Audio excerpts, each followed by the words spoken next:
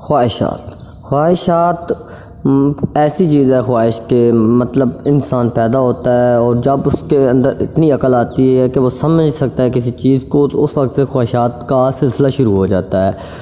چھوٹا بچہ جب چھوٹا ہوتا ہے تو وہ دوسرے بچے کو دیکھتا ہے کہ وہ 10 روپے لے کے جا رہا ہے، تو وہ کہتا ہے کہ کاش میرے پاس بھی 10 روپے ہوتے۔ وہ دوسرے بچے کو دیکھتا ہے کہ وہ کون سی چیز کھا رہا ہے، تو وہ کہتا ہے کہ کاش میں بھی یہ چیز کھا سکتا۔ اسی طرح اگر وہ تھوڑا سا بڑا ہوتا ہے تو وہ بڑے جیسی چیزیں جیسے کہ گھڑی دیکھ لی، اچھا بیگ دیکھ لی ہے، تو وہ بھی چاہتا ہے کہ اچھا بیگ ہو اس کے پاس۔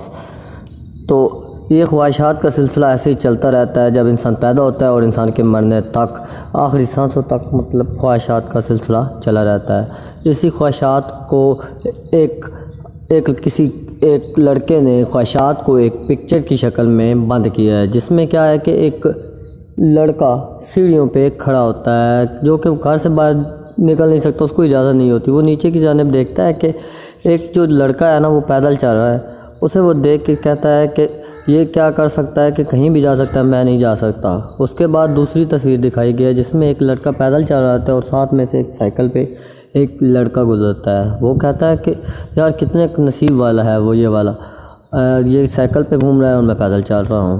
اس کے آگے ایک موٹر سائیکل کو دکھایا گیا ہے جس کے اوپر وہ لڑکا موٹر سائیکل پہ ہے اور ساتھ میں ایک کار ہی جاتی ہے۔ وہ کہتا ہے کہ کاش میرے پاس بھی ایک کار ہوتی اور میں بھی کار میں گھوم سکتا۔